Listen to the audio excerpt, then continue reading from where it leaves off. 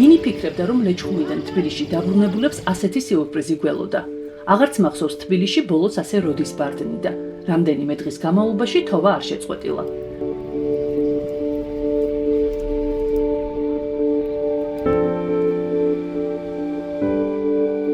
მე ჩემი შვილებისგან განსხვავებით თოვლი იმდენად არ მახარებს, როგორც გამონაბოლქვით დაბინძურებული ჰაერის გაწმენდა. ტოქსიკურ ჰაერს შეჩვეული ფილტვები თავიდან თითქოს შოკში ვარდება, თუმცა ნელ-ნელა ეჩვევი და სიამოვნებით თავისუფლად სუნთქვას იწყებ. ჩემს შვილებს თოვლში თამაში მგონი არასდროს ბეზრდებათ. დილიდან ისეთი ყიჟინით გავარდნენ გარეთ სათამაშოდ, თითქოს თოვლიანი ლეჩხუმიდან გუშინ არ წამოვედით. ახლად გაღვიძებული ტყუპების გუნდაობას ფანჯრიდან ვადევნებ თვალს. ეს ჭეშმარიტად საბავშვო ამინდი მგონი ლეჩხუმიდან ჩამოვიტანეთ. ცოტა ხანში კი ჩვენი ფანჯრების წინ აი ასეთი თოვლის კაცი გაჩნდა.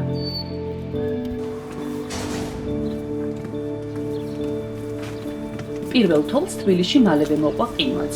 ამიტომ ბაღში წასასვლელად ძალიან თბილად გვიწევს ჩაცმა.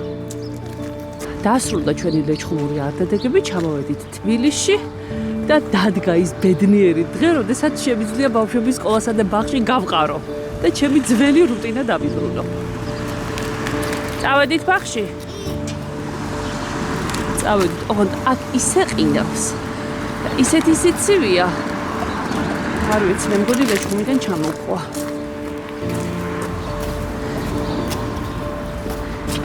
თეკლა გცივა? სანდრო შენ? მაშინ სწრაფად იარეთ.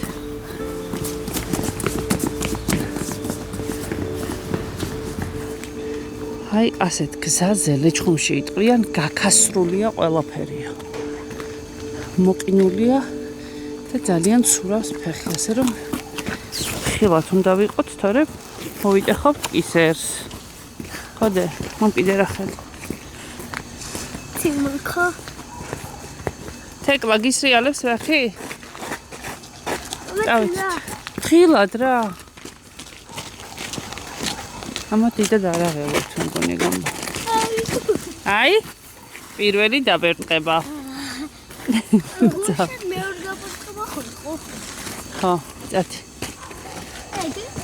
ცირი ავარიები ბაღისკენ მიმავალ გზაზე სხვა სეზონზეც საკმაოდ ხშირად გვემართება. ჩვეული ამბავია. ამიტომ მოყინულ გზას დიდად არ ვეპუებით. უფრო პირიქით. ტყუპებს ახალი გასართობი. ყინულზე სრიალი გამოუჩნდათ. აი, წავედით.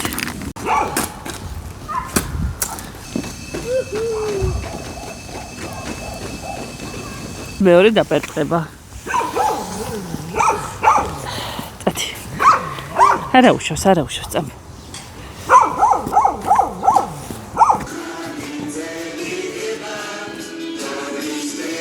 ბაღში აღრიცხვის ახალ ელექტრონულ სისტემაზე გადავედით.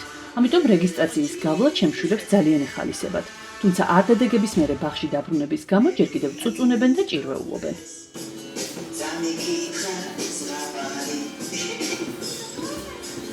შედი. ბავშვები ბაღში დავტოვე. ახლა მივალ სახლში და ერთ ძალიან საინტერესო თემაზე მინდა გაგიზიაროთ ჩემი მოსაზრება და რა თქმა უნდა მაინტერესებს თქვენი აზრი. და მანამდე ძალიან გთხოვთ გამოგვიწერეთ YouTube-ზეც, Facebook-შიც და სხვა სოციალურ ქსელებშიც. იმიტომ რომ ჩვენმა არხმა რომ მიარსებოს, ეს არის ძალიან მნიშვნელოვანი. აბა თქვენ იცით. აი ასეთია გზა ჩემი შვილების ბაღამდე. ასე რომ კისერი თუ მოვიმტრიე, დიდად გასაოცარი არ იქნება. საშინელი ყინოა. ახლა იწყება ჩემი დღის რუტინა. სახლი კი ხედავთ რა მდგომარეობაშია და ეს ყველაფერი უნდა დავალაგო. გადასაწმენდი მაგიდა, მიყრილ-მოყრილი პლედები, უწესრიგოდ მიგდებული ჩუსტები, ჩამოსახსნელი სარეცხი, გასარეცხი ჭურჭელი,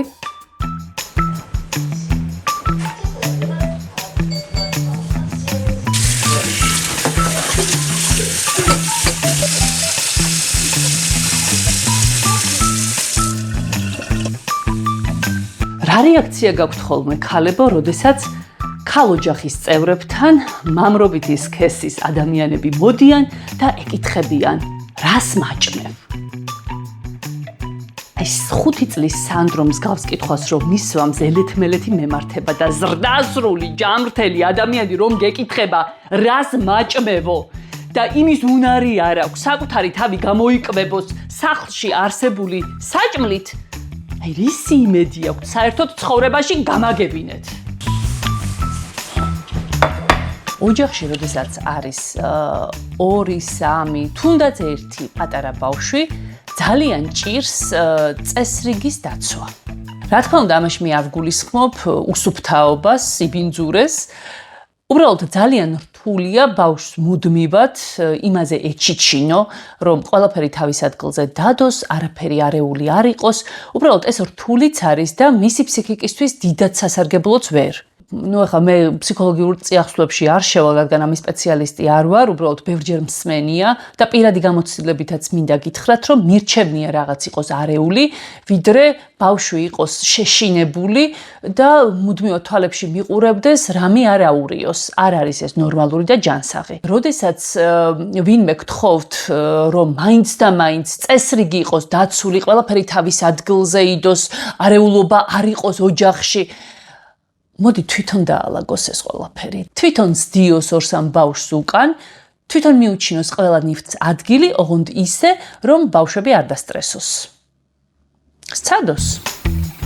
ძირითად საქმეებს მოვჭი, გადავდივართ სადილის მომზადებაზე. სანამ ჩემი შვილების საყვარელი კარტოფილი შეიწვება, კიდევ ერთი რამ მინდა გითხრათ.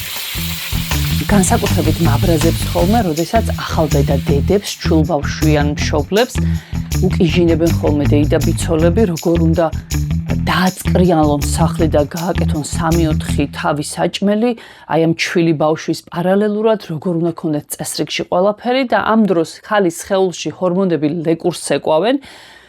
ქალს ყველაფერის ტკივა, ეგუება ახალ ამპლუას, ეს ბავშვი თავის მხრივ ყურადღებას მოითხოვს და პლუს ამას ეს სტრესები და ეს ვალდებულებები, რომელსაც გამუდმებით ახსენებენ და კიდევ რომ გიყვებიან თავის მხრივ როგორ გაზარდეს 10 შვილი, პარალელურად როგორ დაწერეს 80 დისერტაცია, როგორ ჩამოიტანეს რაღაც თვარიდან რაღაც დანადგარი, როგორ ამზადებდნენ დღის განმავლობაში 5-6 თავს საჭმელს, როგორ ისტუმრებდნენ 30 კაციან სუფრებს და ასე შემდეგ და ჯერ ამ ყველაფერს აკეთებდნენ თუ არა და როგორი ხარისხით აკეთებდნენ, ეს ცალკე ამბავია და ცალკე გასარკვევია. და მერე თუ აკეთებდნენ და ასეთ არანორმალურ შრომას ეწეოდნენ, რატომ არის აუცილებელი რომ თქვენსავით რაღაც უბედური ცხოვრება სხვასაც კონდეს? ასე რომ დიდად დაისტრესავთ თავს თუ მსგავსი კატეგორიის ახლობლები გყავთ ირგვლივ.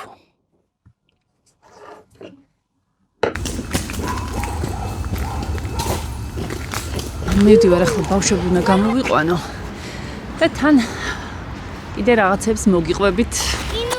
წავედით სწრაფად, ანაგველოდება. სახლში მაქვს ერთი ძველი ხეხვისგან გაუბედურებული ჯეზვე.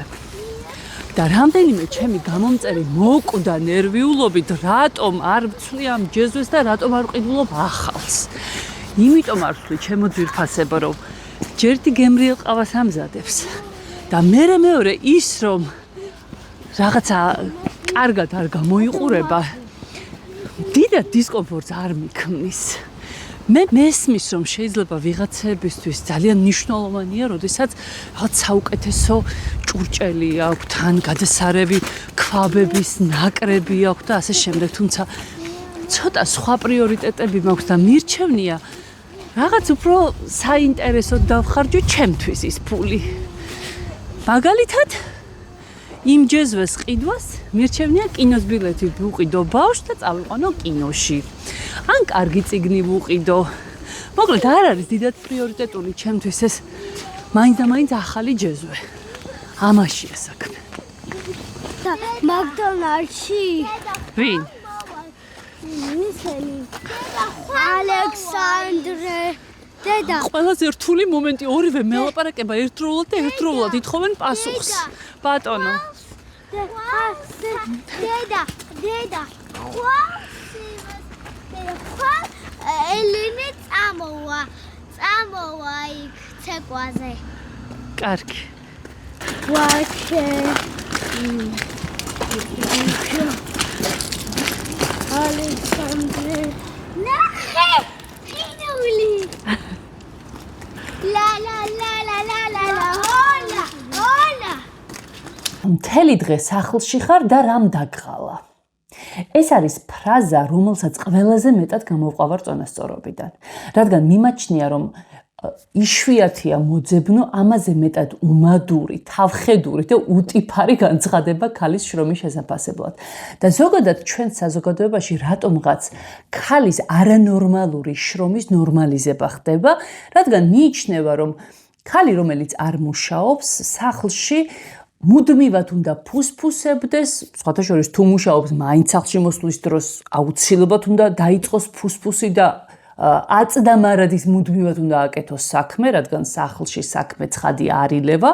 ანუ ოჯახის წევრებს უნდა შეუქმნას კომფორტი, ყველაფერი უნდა გაუკეთოს მათ, დაალაგოს სახლი, გარეცხოს ტანსაცმელი, გამოამზადოს სადილი, მოკლედ უამრავი საქმე გააკეთოს და ამ ყველაფრისგან არ უნდა დაიღალოს. მე მართლა ვერ ხვდები, რა შეიძლება იყოს ამაზე უფრო დაუფასებელი შრომა, როგორიც არის დიასახლისის შრომა. კარგ დღეში არც ის ქალები არიან, რომლებიც თან მუშაობენ და თან იძულებული არიან, როდესაც სახლში დაბრუნდებიან, ეგრევე დაიწყონ უკვე ოჯახის საქმეების, საოჯახო საქმეების კეთება და ფაქტობრივად ასეთ ქალებს აქვთ ორმაგი დატვირთვა და მეცაც გეტყვით, ასეთი ქალები სამსახურში პრაქტიკულად ისვენებენ. იმდენად დამღლელი და იმდენად რთულია სახლის საქმე ზოგადად. აი ეს სარეცხი. თავისუფლად შეიძლებოდა გუშინ ჩამოგვეხსნა, რადგან მშრალი იყო. თუმცა ნამდვილად არ ვგრძნობ თავს დამნაშავედ და ზარმაც ქალად, რომ დღეს ჩამოხსენი. ამით არაფერი არ შავდება. პრიორიტეტების ამბავია. წესი პირველი. ყოველთვის ყველაფერი წესრიგში ვერ გექნება და ვისაც ამის გადამეტებული სურვილები აქვს, შეუძლია თვითონ მოაწესრიგოს ყველაფერი.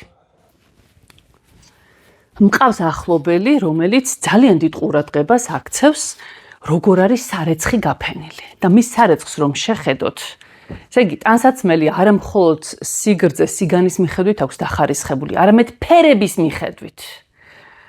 არ ვიცი, მე ეგეთ რაღაცებზე ცოტა მეცინება, იმიტომ რომ ჩემი მთავარი მიზანი არის, როცა სარეცხს ვფენო, მალე გაშრეს და ჩამოვიღო და მის ესთეტიკურ მხარეზე დიდად არ ვფიქრობ. ვიცხოვროთ და გავაკეთოთ ისე, ვისაც როგორ მიგვაჩნია სწორად, კი ბატონო გაფინოს ასე მისი სარეცხი, თუმცა ამის გამო არც ჩემი და არც მისი დამუნათება სწორი არ მგონია. შეიძლება ახლა რომელიღაცას იმაზეც ნერვები ეშლება, როგორ ვკეცავ ტანსაცმელს, მაგრამ დამიჯერეთ, რომ არ ღირს დიდად ნერვიულობა ასეთ წვრილმანებზე. ჰანა მოვიდა სახლში და ქურთუკი აი აქ მიაგდო.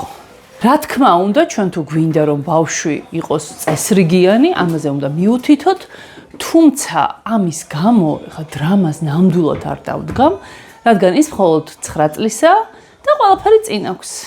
და ამ შემთხვევაში ქვეყანა არ დაიქცევა, თუ ამას მე თვითონ ჩამოვკიდებ საკითხზე.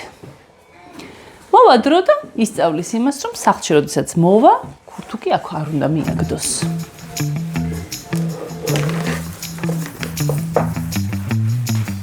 სხვათა შორის აი ამ დღესასწაულებზე ძალიან ბევრი კაცისგან მსმენია, რომ სტუმარს რა ჯობია, რა მაგარი რაღაც არის და ღმერთმა ნუ გამოლიოს ჩემ სახლში სტუმარი და ამ დროს სულ ენის წვერზე მიტრიალებს ფრაზა, რომ ვის ხარჯზე იღებთ და ისტუმრებთ ამ ხალხს.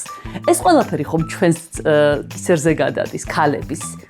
ანუ სტუმრის მოსვლა, რა თქმა უნდა, ეს იმას ნიშნავს, რომ ქალი უნდა დატრიალდეს, გააწყოს სუფრა, შემდეგ პარალელურ რეჟიმში მიხედოს ბავშვებს, სახლზე იზრუნოს, როდესაც სტუმარი წავა თუ დარჩება, მისი ღამის გათების ცერემონიები კიდე ცალკე ძალისხმევას მოითხოვს, სუფრა უნდა აალაგოს და მოკლედ ეს ყველაფერი შემდეგ იწვევს ამ ქალის იმდენად არანორმალურ გადაღლას, რომ მე მართლა ვერ ხვდები, როგორ უძლებენ ის ქალები, რომელთა ოჯახშიც სტუმრები არ ილევა, აი ასეთ სტუმრიანობას. და ძალიანაც კარგია ეს სტუმრიანობა, ცუდი ნამდვილად არ არის, მაგრამ იმ შემთხვევაში, თუ ოჯახის ყველა წევრი თანაბრად იზიარებს პასუხისმგებლობას და არა მაშინ, როდესაც კაცი მოიტანს რაღაც ხორაკს ბაზრიდან, დაახლოვებს მაგიდაზე და გამოაცხადებს, რომ მისი ფუნქცია და როლი ამით ამ საქმიანობით უკვე ამოიწურა და მას აღარაფერი აღარ ევალება სხვა. დიდი ბოდიში ნურას უკაცრავად. სანამ მე სახლს ვალაგებ, სადილს ვამზადებ და სამი ბავშვის ჭირვეულობას უმკლავდები, სახლში ჩემი ქმარიც დაბრუნდა. ამას თუ დაბრუნება ჰქვია, უკვე რამდენიმე საათია ტელეფონიდან თავი ვერ ავაწევინე. ალბათ რამდენი ადამიანიც არსებობს იმდენნაირი ურთიერთობა, თუმცა ჩემთვის სიყვარული ზრუნვის გარეშე არ არსებობს. შესაბამისად, ცოტა მეღიმება ხოლმე, როდესაც ქმრები ცოლებს სიყვარულს უხსნიან, ეუბნებიან როგორი ძვირფასები არიან მათთვის და ამავდროულად არაფერს არ აკეთებენ იმისთვის, რომ მათი საყვარელი მეუღლე უფრო ბედნიერი, უფრო დასვენებული, უფრო მშვიდი, კარგად გრძნობდეს თავს. ასე რომ, ჩემო ძვირფასებო, თუ ხედავთ, რომ თქვენი მეუღლე დივანზე წამოკოტრიალებული ტელევიზორის პულტით ხელში, მშვიდად ადევნებს თვალყურს, როგორ დარბი ხართ გიჟივით ოთახში, როგორ ამზადებთ სადილს, ამავდროულად უვლით ბავშვებს, ხეხავთ აბაზანას და ალაგებთ სახლს და არაფერს არ აკეთებს იმისთვის, რომ დაგეხმაროთ, ცოტა ეჭვი შემეპარებოდა მის სიყვარულში. ყოველ შემთხვევაში, ჩემი კრიტერიუმებით 100-ია. ხალხო, თქვენ გეუბნებით? გელა შენ გაიგონეო.